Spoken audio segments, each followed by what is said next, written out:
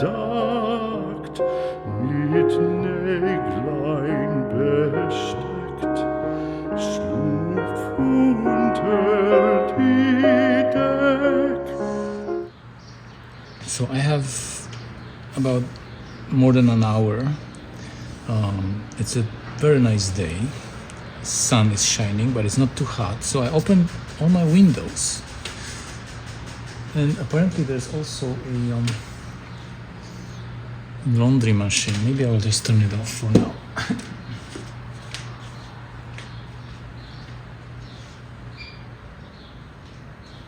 Okay, that's paused. Noise minimized, but there will be some ambient sound from the outside.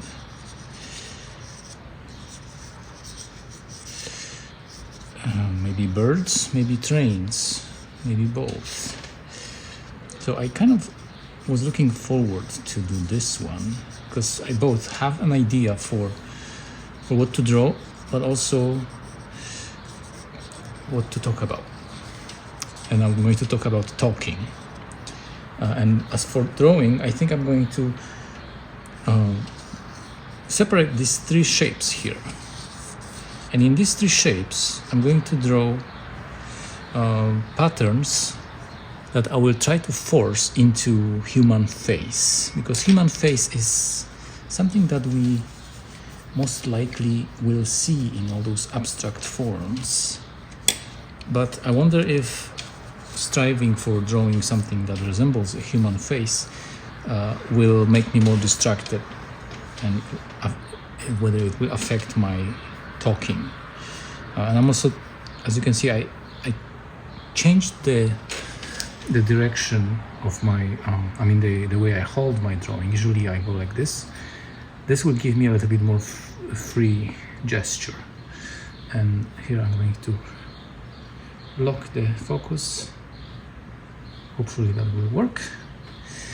Right, we have three kind of egg shapes. I'm going to start from the extreme left, and then I'm going to become a centrist, and then that will flip to the right. And as to what to talk about, I had a few thoughts about communicating in general.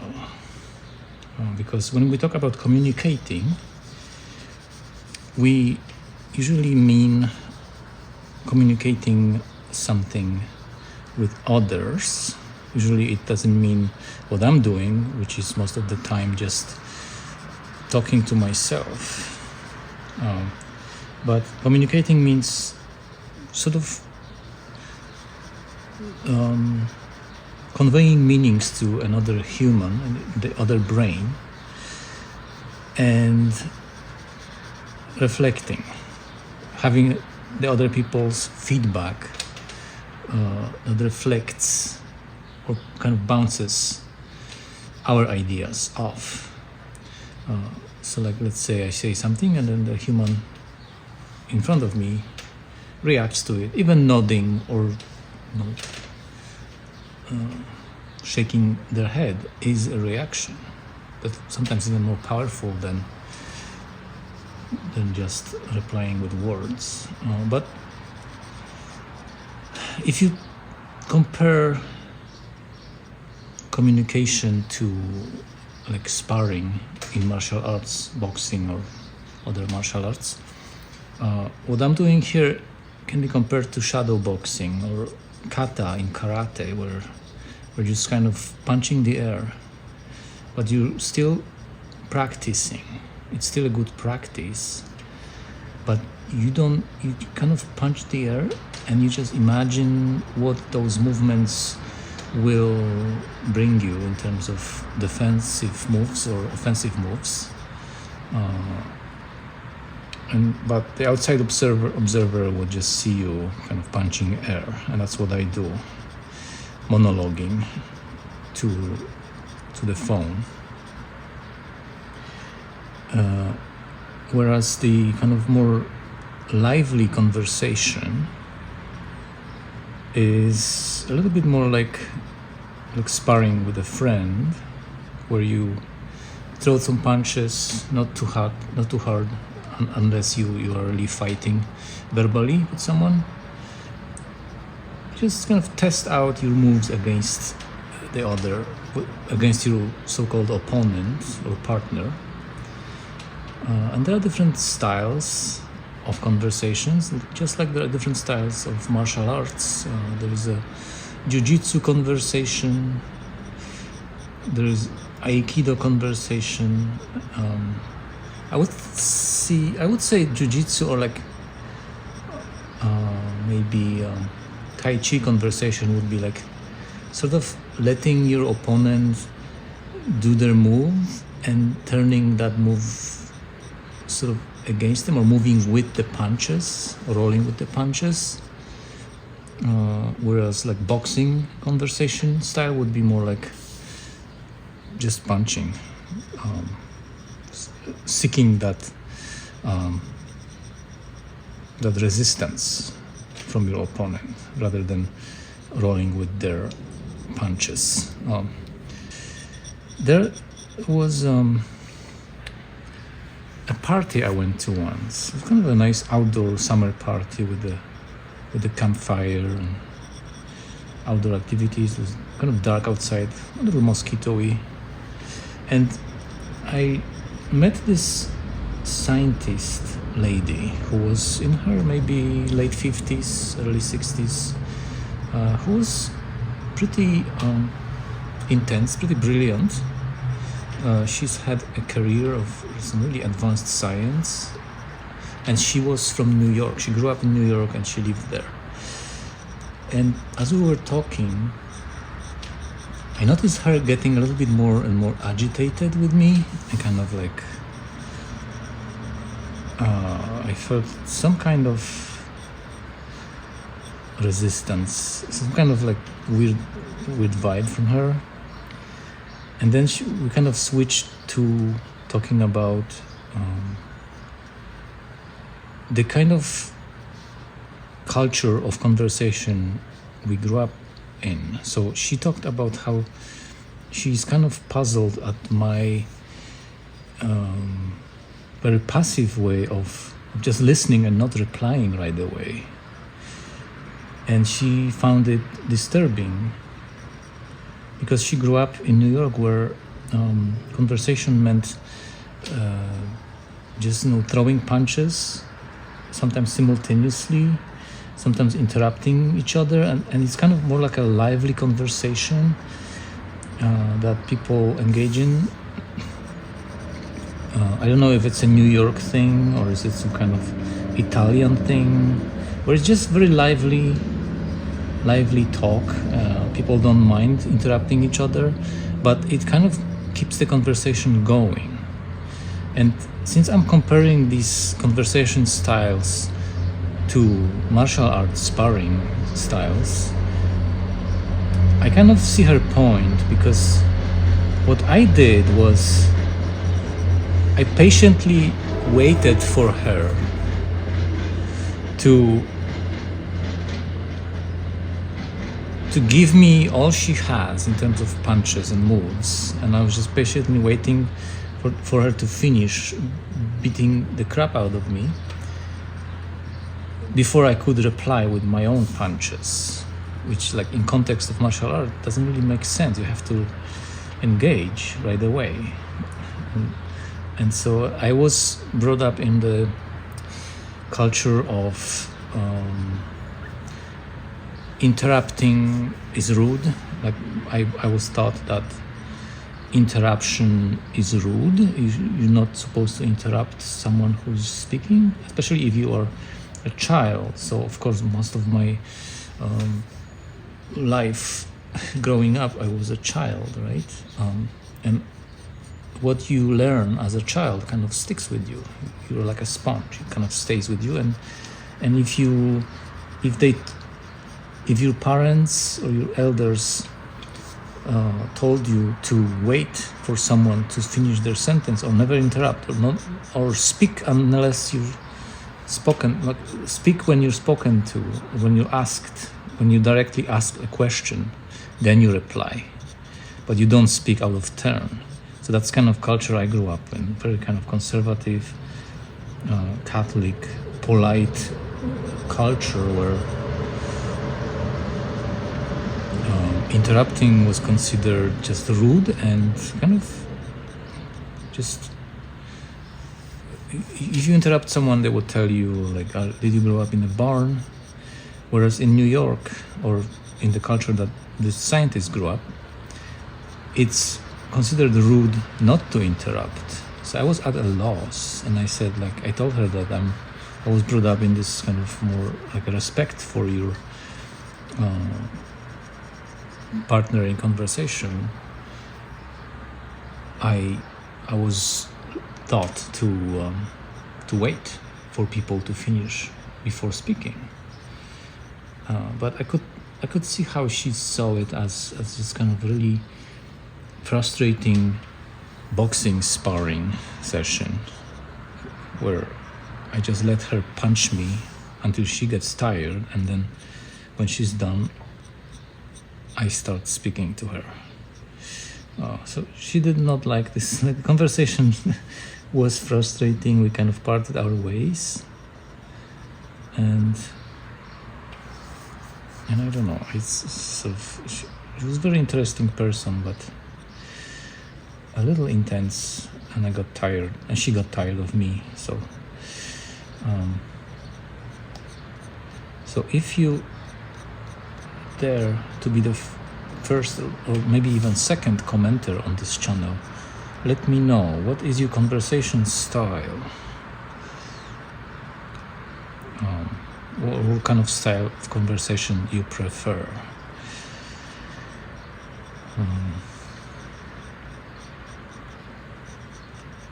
As I just proceed with my shadow boxing here, and we have a face. We have some kind of bald-faced person of unknown gender, or maybe non-binary. Could be a Buddhist monk. I will make the eyebrows more pronounced, because most of our eyebrows are quite visible, quite strong. So like it's very easy to have the face emerge. It's just the way we are recognizing faces is very is dictated by safety, by how we evolved, and as humans we seek faces because the first thing we see when we are born is our mother's face. So we kind of have this encoded face recognition software we are born with, and it's very important for us to recognize faces as we grow up, as we turn into adulthood.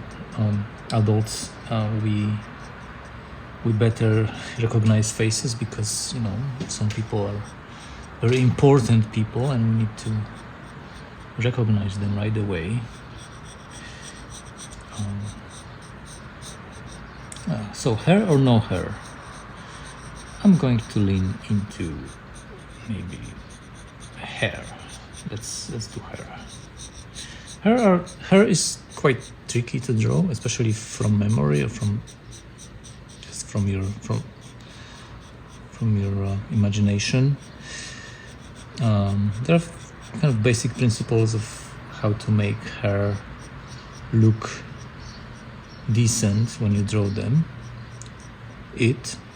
I say hair in plural form because in Poland the word hair is plural, because we don't have one hair, we have multitude of hairs.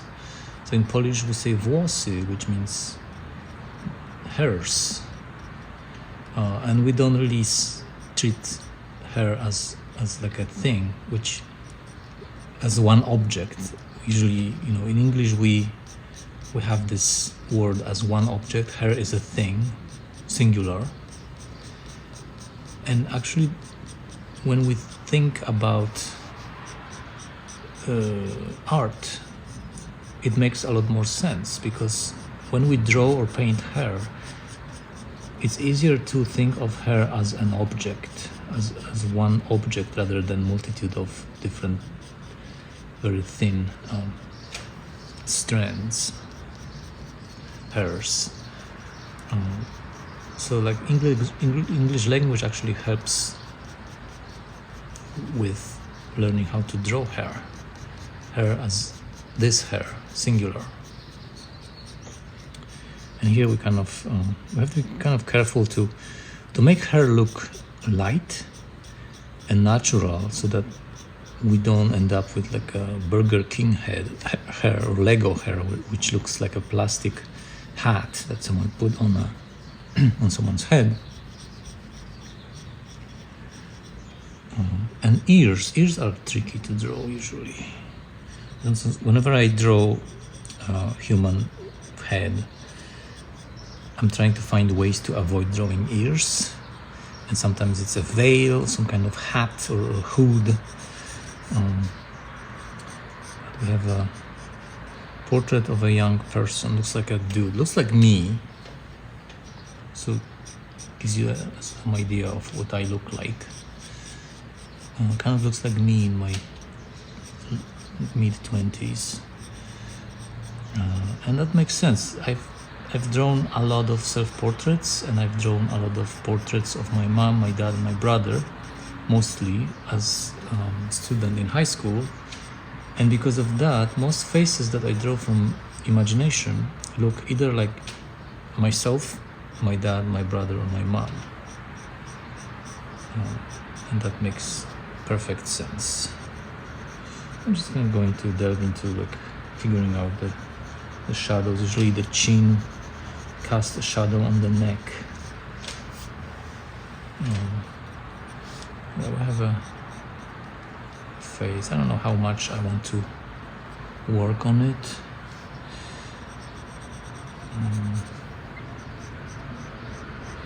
Yeah, it is kind of a different experience from what I usually do.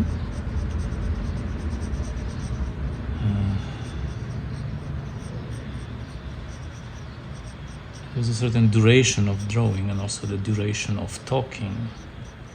So I have one phase, and I already said what I wanted to say about the idea of comparing conversation styles to martial arts. And now what?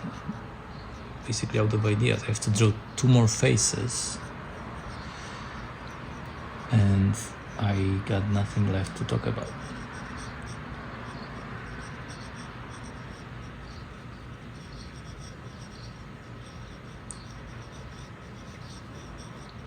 I'm gonna keep working that face a little bit.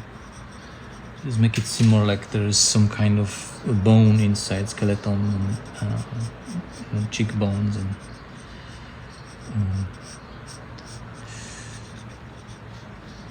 yeah, that's me. It looks like me.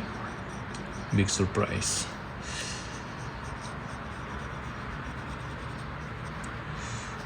All right. Sometimes it's nice to kind of remember that there is there's an eyeball that's kind of stuck within the eye socket, which is bony. So, and there's the eyelids. So I usually end up drawing humans looking down or with their eyes closed, because it's just the way it kind of ends up. But I will try something different with the next figures. Some unsolved areas. Yeah, without reference, you might fall into the trap of overdrawing or getting the shadows wrong, because there's nothing like reality. All right, so that's a face. I kind of work on some. Maybe there's a T-shirt or something. All right, I don't like the ear. The ear is frustrating as usual. It's also kind of a good idea to close off the shape of the head so it doesn't kind of end in a very vague way. So like I'm going to make the hair more pronounced here, give it a shape. Alright, here's me, self-portrait as a young man. Alright, the chin is kind of lost too, has to be more the nose. And with portraits there are these major areas where the shadows will be more, will have more contrast.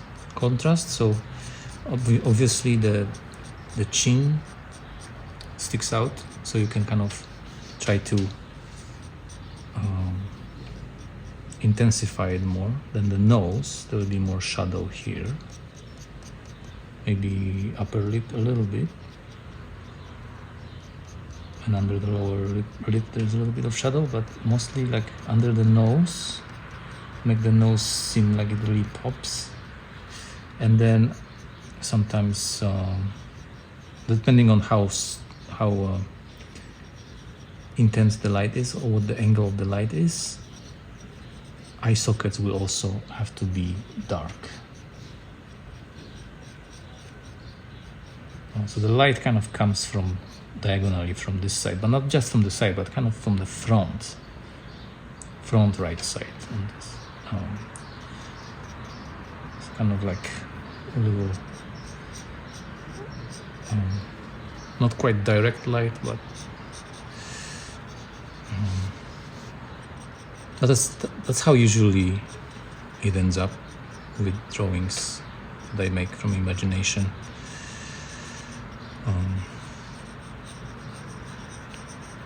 And like really kind of remembering the structure of the skull. So the cheekbones have to be pronounced if it's a kind of a person of rather skinny disposition. I don't know, the less fat they have on their face, the more pronounced the cheekbones will be. And there's things to know that are very useful and helpful when you draw faces. Remember that there is a skull underneath all that skin, muscle and fat, and that the eyes are just like eyeballs, are like ping pong balls stuck in or golf balls stuck in a hole that's too small for the ball to fall through. And then just mind where the light is coming from, and just from there, just the more you practice it, the more you actually feel like you are the 3D printer, and you know exactly where to create good contrasts, where to intensify, where to leave the paper blank. And it still takes a lot of practice with things that you might find challenging, like the ears for me. I don't like drawing ears because they're so ears are so nebulous. They're like, what shapes are they? And hair, I don't know, I feel like I don't have too much problem with the hair.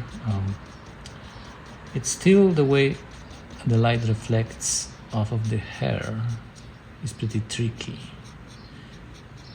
And the Dutch masters will tell you a lot about achieving an illusion of material. So like, what's the difference between satin and velvet? And it just all comes down to the way those materials reflect light. And just knowing that sciencey parts of it helps you achieve a good realistic face. And there's some kind of, I think, looks like this thing looks like a bruise, speaking of punching. All right, so this is me after the conversation with that scientist. I failed at being rude and interrupting. the second face. Let's see. Can we do something different? Can we move that face downwards? And let's try to make the character totally different. So with downwards, we will have to invest more space into the skull part of the skull. I mean the scalp. What is it called? Not the skull. This is called cranium. And then looking down, it means that the nose will be downwards. And because of the way our face is shaped, the mouth will be kind of obscured by the nose, and the chin, depending on how pronounced it is, also will be smaller. So we can kind of establish these main principles. But I will make the person kind of nod downwards while at the same time looking upwards at you. So I'll try to intimidate you through this YouTube video with the character I'm drawing. I'm already kind of seeing some potential for eyeballs here.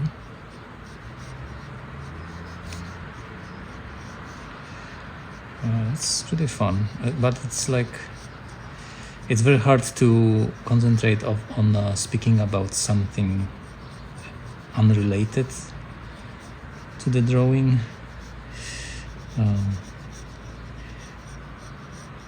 But that's okay.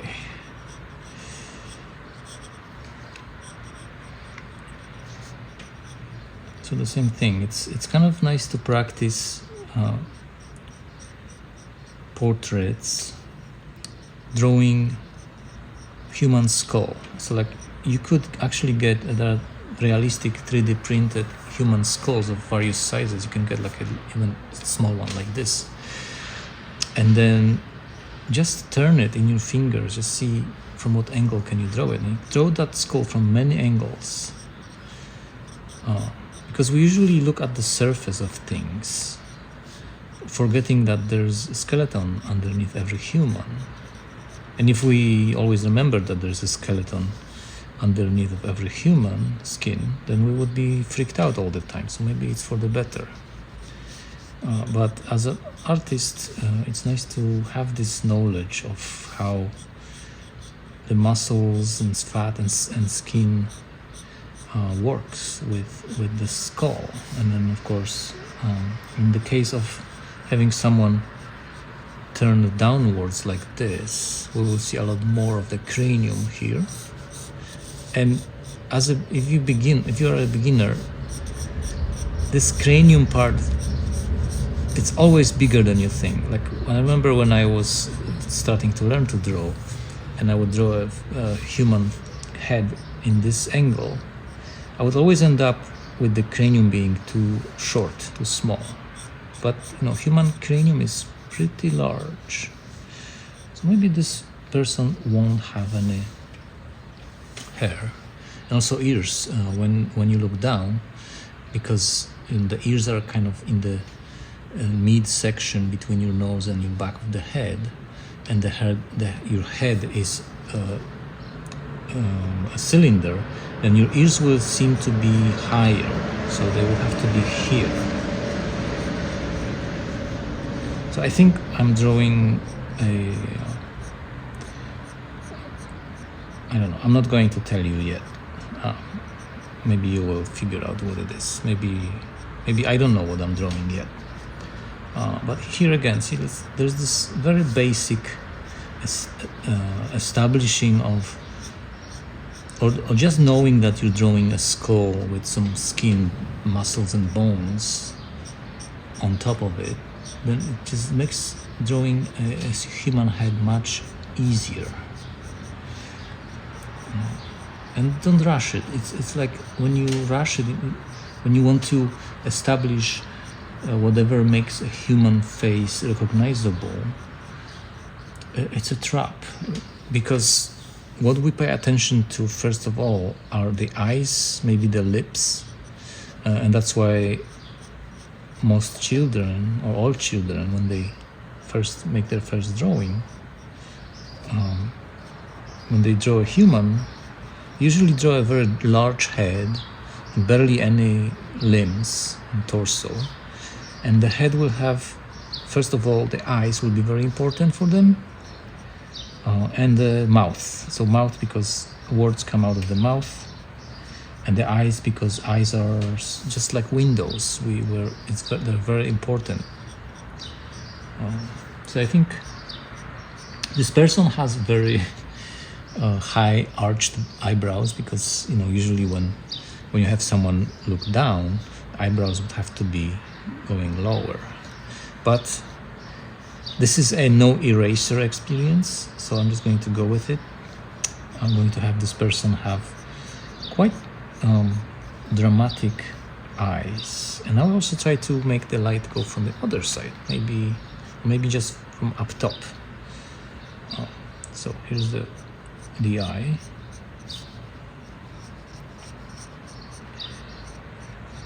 and then the other eye.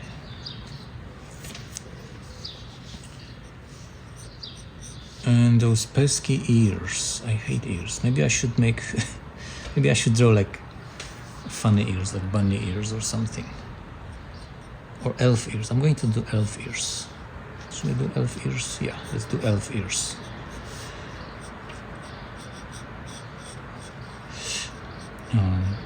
Lord of the Rings. So they're elves. This is an elf, officially. And then for a long time I couldn't figure out, did hobbits have pointy ears? And I still don't know. I have to look it up. Do hobbits have pointy ears? I would say hobbits didn't have pointy ears, but there's some other folk that did, like the river folk that Golum belonged to. I think they had pointy ears. So that could be Golum. That's a Golum who's been Looksmaxing for a year and looks much more handsome than his usual self. Looksmaxing can really help you achieve your dream of being handsome, even if you are a wretched creature who's haunted by a powerful piece of jewelry. So it's kind of interesting. Speaking of Lord of the Rings, what is the story about? And it's, of course, about sacrifice, it's about camaraderie and honor and friendship. But most of all, it's about accessories. There's a lot of jewelry and rings and like bling in it. Elves had their ring, humans had their own ring, forged by some elves. And then there was the Ring of Power, the ring that kind of was created by melting all the other rings, and that ring ruled all the other rings. But like, what's with the ring? Like, why is it the ring that gives you power? Like, it's kind of weird. But that's what the suspension of disbelief is for. You just go with it. This is the story. And you just go with it. And then it's just suddenly feel like the ring is very important. So here another thing that happens is, here are the cheekbones in a skull, and then there is a skin, especially that when you have your head down like this, the skin will kind of hang off of the cheeks, the bottom of the cheeks here, while the chin is protruding. And you can see this, many of these lines are just kind of messy and they're just establishing lines, and it's totally okay in this kind of sketching phase. And there is a reason why I actually often prefer sketches from the finished work. I think I have mentioned before about the artwork by Georges Seurat, a pointillist painter, post-impressionist, whose drawings are just breathtaking. But his paintings, I'm not a fan of his paintings. They're just too mathematical. They're painted too slowly, I would say, too methodically. Whereas his sketches are very fresh, very fleeting, like blurry photographs. And I like that. And also sketches are when we're not trying too hard, and probably that's the key. Like trying too hard always leads to this kind of very contrived, very stiff kind of quality in whatever we do, and overthinking our moves, our steps could also ruin the experience and the final result. And there's something to it. When you're overthinking stuff, you tend to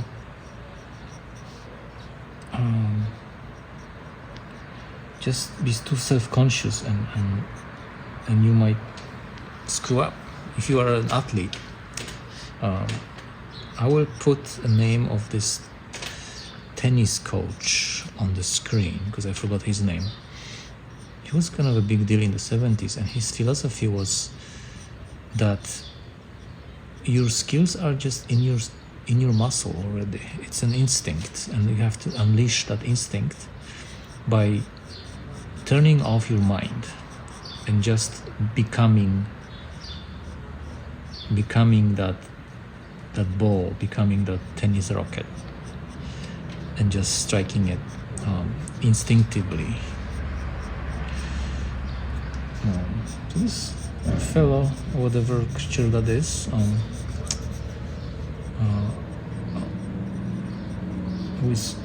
is an example of drawing without thinking too much, because I've been trying to say things as I was drawing it, and I must say I'm quite pleased with the expression. So I drew this, see this kind of shape in the center of the nose. I drew this to emphasize that the nose is shiny, and sometimes if you look at like chrome or aluminum cans or other kind of shiny objects, you will see almost like there's this reflection, dark reflection of something, and then there's a light on the side of that reflection. And that's one of the examples of creating an illusion of something being either shiny or matte, or and I don't have a very good idea of how to end this nose here, so I'm kind of turning this mouth into just kind of something hiding behind the nose, just a dark shape, and I don't mind it.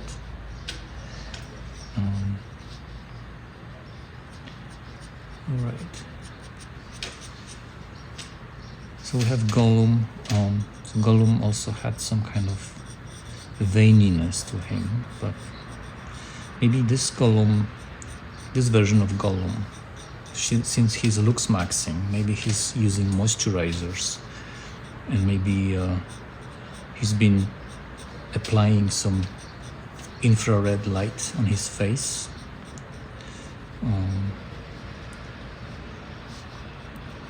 And that kind of helped him achieve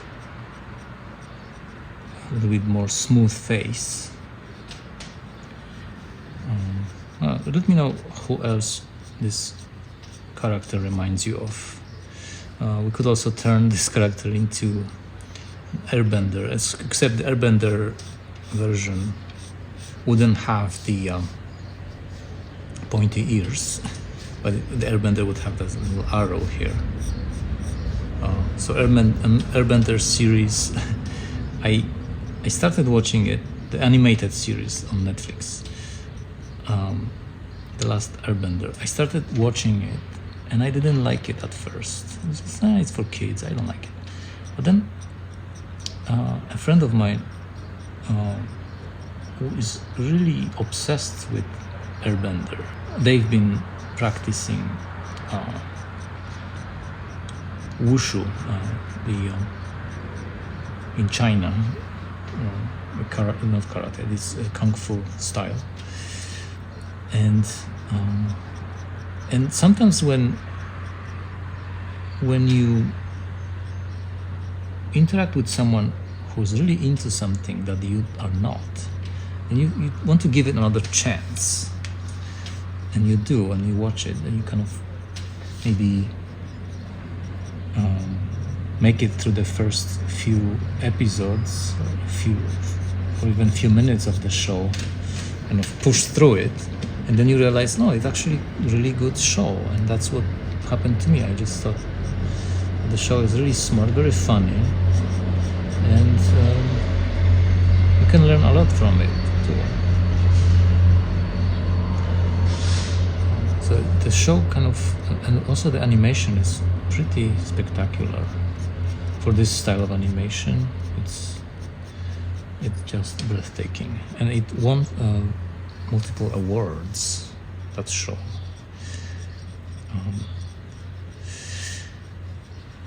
So yeah, it was a pretty good show. So as you can see, there is no symmetry in this face. This eye looks different from this eye, but I'm open to it, because if I made both eyes identical, there would be something unsettling about this drawing. Whereas, the light is different. There's no face that is symmetrical. Every human's face is somewhat asymmetrical.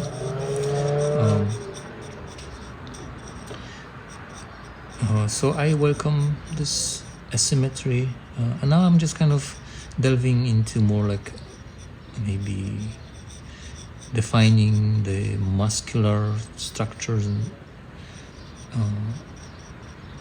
the face shapes, the wrinkles or the way face muscles cover the skull, and there's usually this kind of like eyebrow ridge that's kind of meaty. So I can take it as far as I would like with the refining, almost until the face becomes like pretty much covered with the web of pencil lines. And the more I do it, the more realistic it is, and the more character it has. But there's really no rule about when to stop. Is the neck is in the shade more. So like in two-dimensional art, just like in freehand drawing, when you practice a lot more, when you practice a lot, you will start to understand that idea of pushing and pulling forms away from you or towards you. And by pulling, I mean more like leaving certain areas untouched, just white paper, and pushing meaning adding more and more value with the graphite. And I'm pushing right now, just very lightly. And then there are these things that seem very counterintuitive, like who would draw a shadow on top of the head like this? But when you actually look at human cranium, especially if there's like it's a bald head, but also maybe there's a little bit of hair on it, you will see that the light kind of bends in an interesting way to have this edge of the skull seem darker. And it also depends on the kind of material. Human skin has a certain sheen to it, so the light bounces off of the center of a skull like this, kind of like if you drew a leather ball, like smooth ball, you would have like light bouncing off of this area on top, and then the bottom of the ball would be in the shade, but there will be like a little bit of that light refracting, or like kind of a, I don't know how to call it, a sheen or shine. And then once you choose which area is the brighter, then you just have to kind of keep to it and just make sure not to touch those areas anymore. And then because the chin and the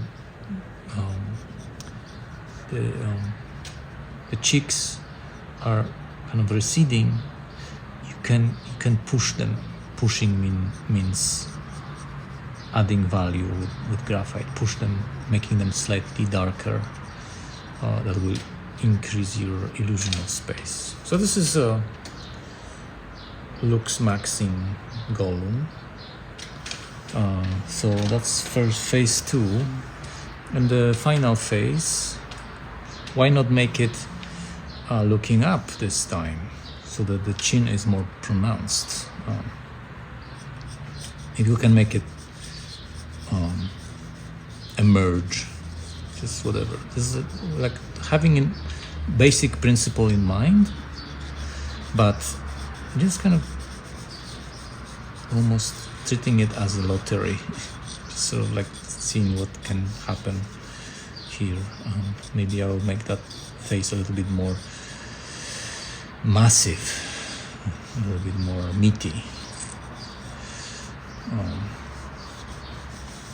At this point I'm not committed to anything, but we already know that since this face is looking upwards, the cranium will be now small, not like in this case. The cranium will be smaller, pretty much invisible almost, and the big face will be obscuring that cranium.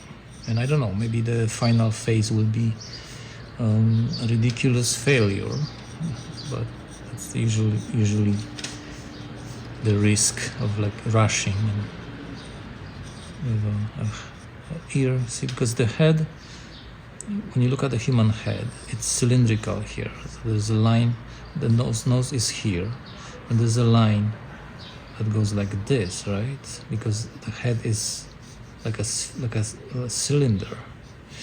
So following that line, because the nose is usually at the same level as ears, you will have ears here, not here or not there.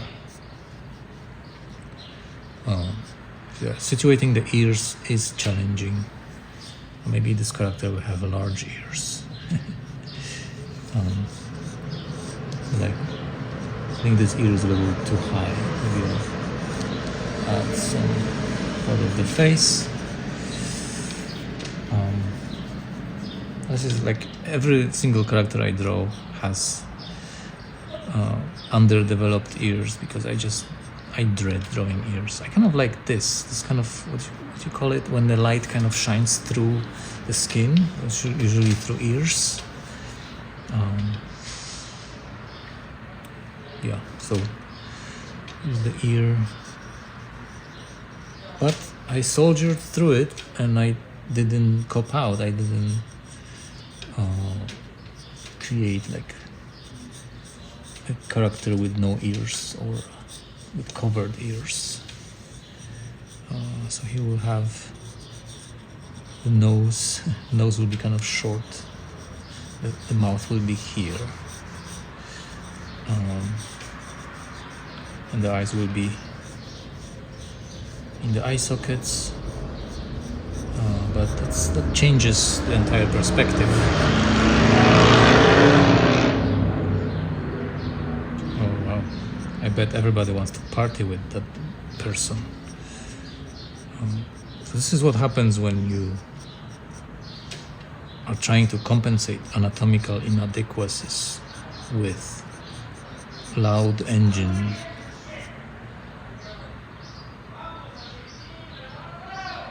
Someone's screaming.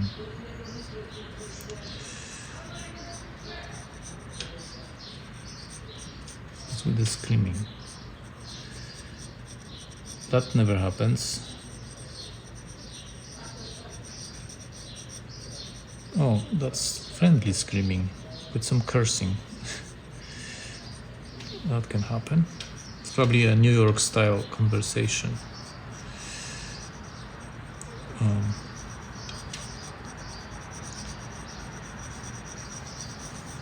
So yeah, there'll be a little bit less cranium, or a lot less cranium. Some hair will be visible, but the forehead is just kind of receding.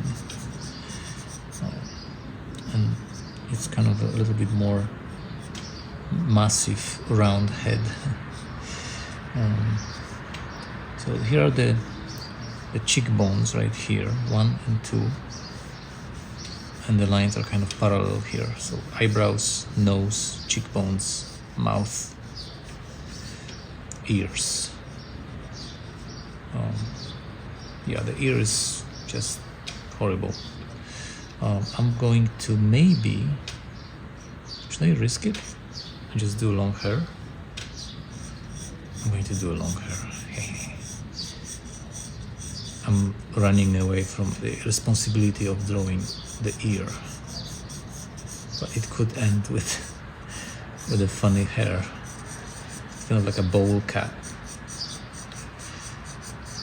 Yeah, the haircuts in the 80s, all kids had this one haircut which was like a bowl cut. It looked like someone just put a bucket on a kid's head and cut around it. And I had this hairstyle as a kid, and many movie kids characters had it. The kid from Sixth Sense kind of had it. Most of the kids from Stranger Things, their 80s kid versions, had this weird haircut, bowl cut. I guess it was kind of fashionable, but also efficient. You didn't have to go to the hairstylist. You could just cut your kid's hair using a bucket and a pair of scissors.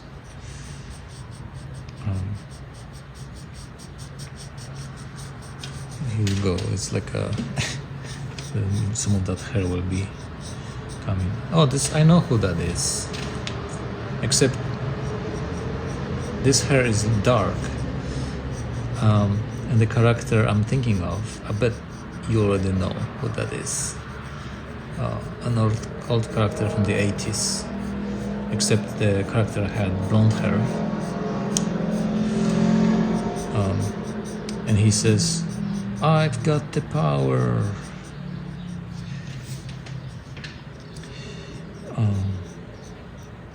And he's like holding this giant sword upwards. I bet you know what character I mean.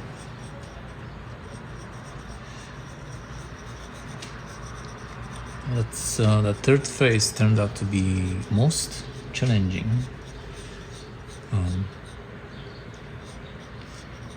But also kind of fun, most interesting to draw.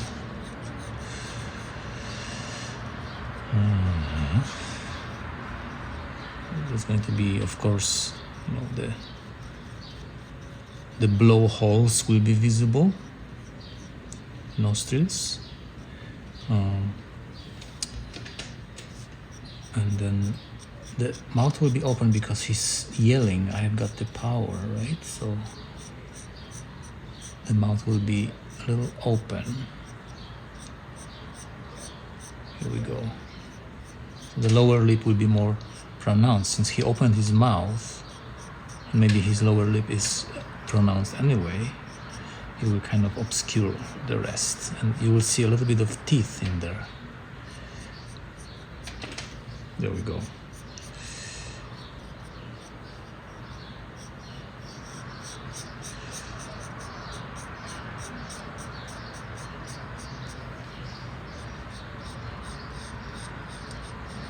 Yeah.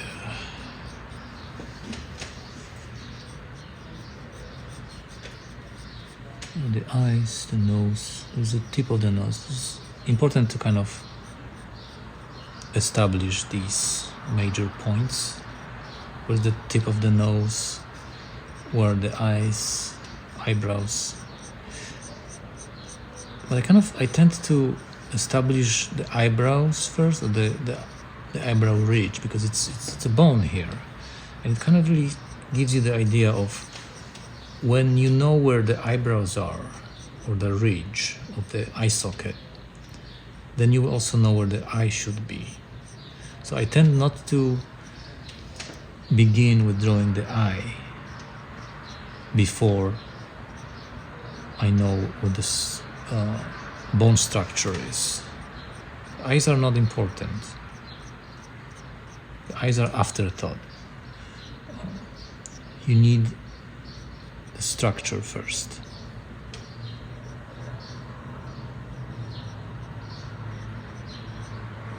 The nose needs some shape to it. Like a little meaty part on top of the nose, and then this is the bridge, nostrils, upper lip.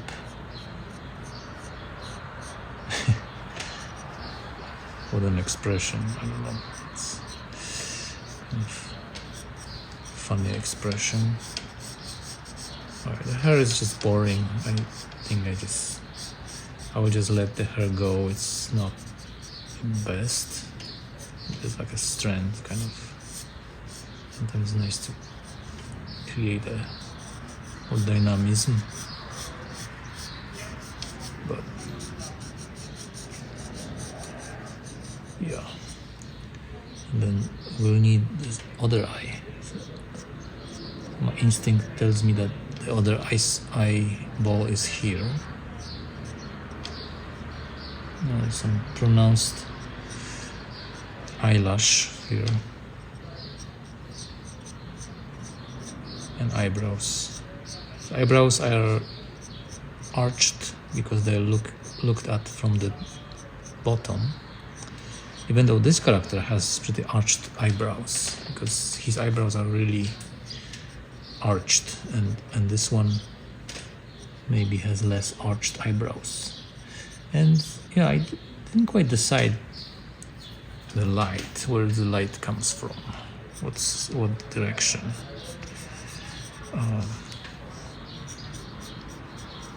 Yeah, this one is pretty challenging, I must say.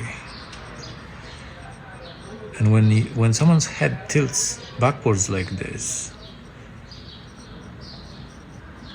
the light changes too. There's a little bit less of that, shadow in the eye sockets, because the light can get into the eye socket this time. So there's like this little flap here. And some people have more of a flap in this area. I have one. I have this kind of flap that covers my eyelid entirely. Kind of like a fatty flap. And I like it. It looks cool. I think it's kind of one of the features of Slavic kind of a face or eye frame, and it's probably coming from, I don't know, the evolved adaptation towards like either bright light or maybe cold or protection of some kind. And a lot of people's eyelids are very pronounced. There are no fat flaps on their eyes.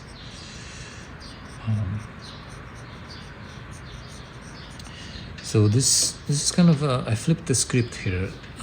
Golum is very handsome. He looks maxed, while He-Man here let himself go and doesn't care. And I feel like He-Man's approach is more healthy. Just be yourself.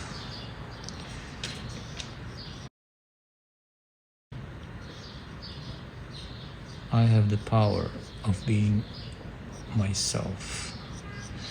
So it takes a lot of strength to actually be who you are, to be yourself. And I even recently made a t-shirt that says, "Be strong to be yourself."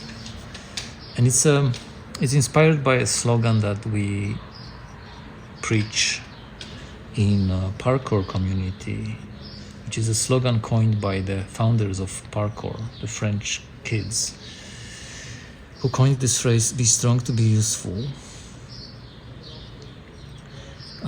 There's a lot of ways this slogan can be interpreted wrong.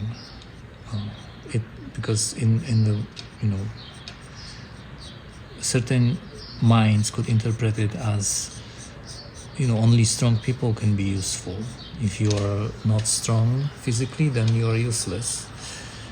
But of course, I understood it to mean, if you are strong, if you happen to be strong when you work on your strength most of your life, why not put it to good use? And I feel like this is the idea behind the slogan.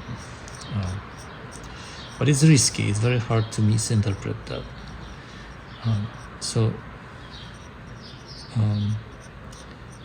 After I stopped coaching the discipline, I kind of thought a lot about, what it means to be your own self, and how to preserve that individuality, even if in a community that's sort of uniform and like really preaches the camaraderie and community and being togetherness. And then I coined this phrase, "Be strong to be yourself," because I feel like if you don't know who you are, you won't be useful even if you're strong. So first, find a strength to be yourself, and then think about how to use that strength to better your community you're in. Sort of like the very tired analogy that people give for the flight attendants telling you to put your own mask on first before helping others. That's basically true.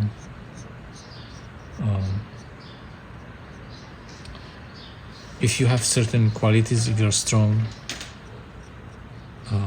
and you use it right away to forget about yourself and help other people, being selfless, of course, great thing to be selfless, but it's different from being lost in not knowing who you are. So like, even I think if you are becoming selfless, it's because you have found who you are. You can place yourself in the world. And if you don't know that, then you kind of stumbling in the dark, trying to help maybe, but not knowing why. So I've been taking a very long break from the community and from that aspect of togetherness. I'm practicing on my own, and I'm just trying to figure out if I'm strong enough to be myself first. So yeah, I don't know, it's kind of a long stretch of boring self-reflection. I'm going to stop there. Here I'm going to put more volume on He-Man's head. I think the He-Man may be a lady, I'm not sure exactly.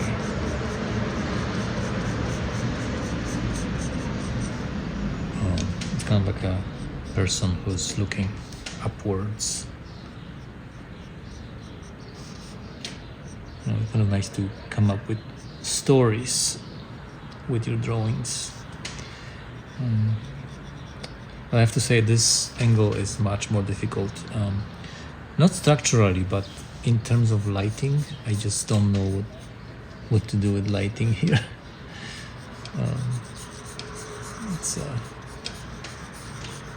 It's quite a hair. It was briefly humanish. Also the corners of the mouth, I have no idea what happened there. Make the teeth more pronounced. Oh my god. This is the person who looks up and says, oh my god. We need to define the chin. The chin, like you might even be very simplistic and just draw the chin. Just the boundaries of the chin. Just kind of have it blocked. That kind of helps. The nose. Well, I don't know. I have 3 totally made up characters. And if they resemble any character that you actually know, let me know if it's either resembling a character that you know from popular culture, or maybe your family member or friend. Kind of interesting to know. Maybe it's you. Maybe I drew your doppelganger. Doppelganger. I'm not good with those words. It's a German word. I learned English. Doppelganger. The look-alike. That's the word. Here we go. Kind of working on the definition of the chin here and the neck. I don't know what happened with that hair. Some things kind of get lost, and it's okay. Because like if you want to be all-knowing and define everything, then the eye will look away from the most important things. So like I'm not really worrying about defining this transition here between the hair and the forehead, because I'm focusing more on the mouth and on the nose and on the eyes, because there has to be a focus of attention that goes in a certain way, and I want to dictate where the viewer will look. I'm the conductor here.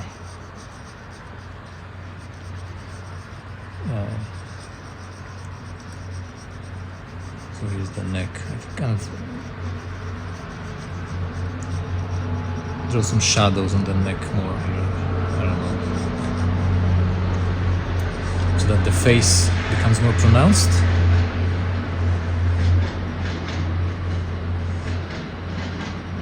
Commuter rail is passing. And that face has a lot more kind of, maybe more fat and more meatiness on their face, as opposed to other 2 characters. Now kind of going back to this one, I feel like I want to correct this ear. But I don't know, I'm kind of glad I didn't draw ears here. It's much better. Like the drawing hair is kind of random. I don't really have much of the point of reference. I'm just kind of playing with the way the hair actually reflects light, because hair is a material. It's like a fabric made of strands, fibers.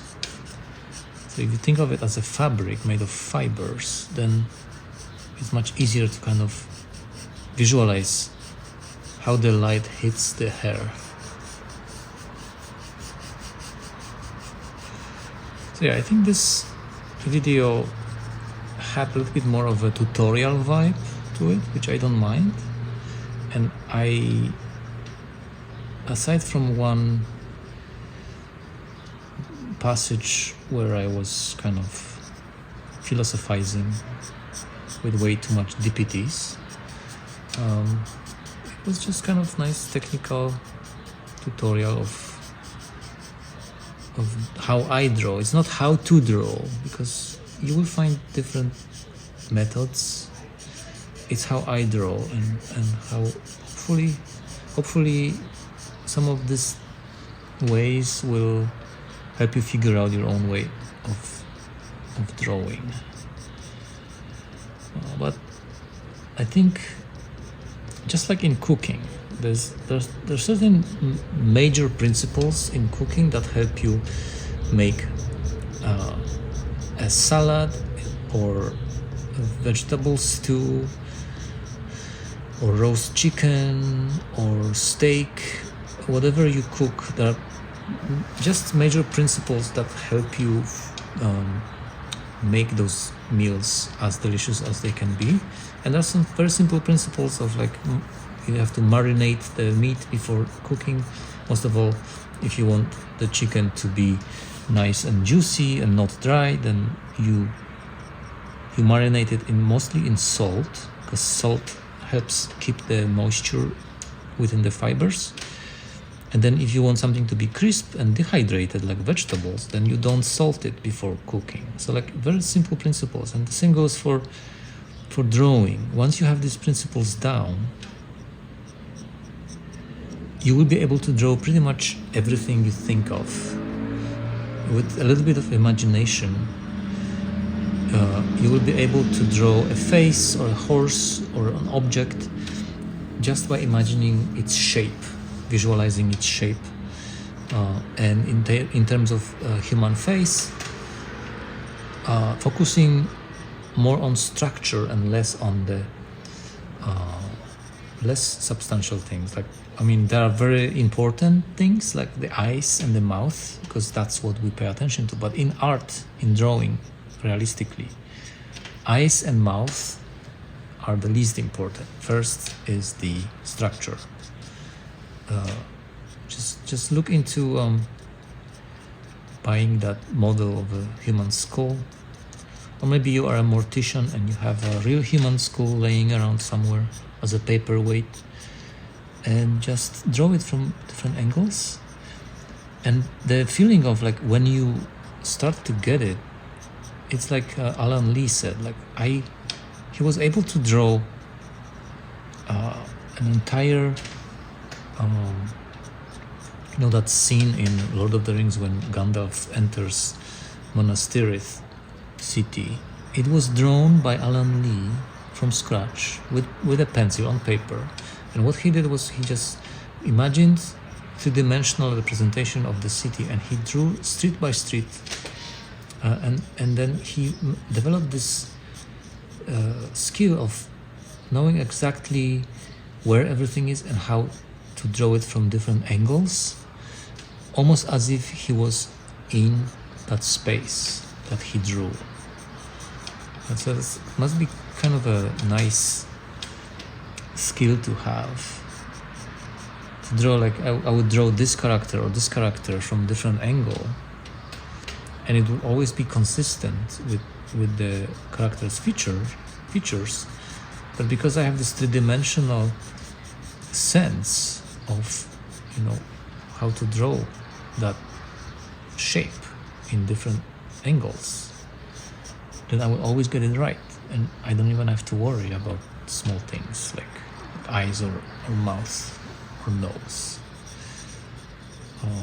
So yeah, I think with this, I think I will wrap up this session. I found it quite fun. I think the shoulders are here. Maybe it's a young Dracula. No, but vampires are not like they don't breed. There are no baby vampires unless they're vampirized by another vampire. But yeah, it has some vampiric quality to it too. And then I can, of course, keep going and like adding and layering and until the cows come home. But this is it. We have 3 different characters of more or less human origin. I hope that was fun for you as well. Thank you. Ach, nun selig und süß, schau hin.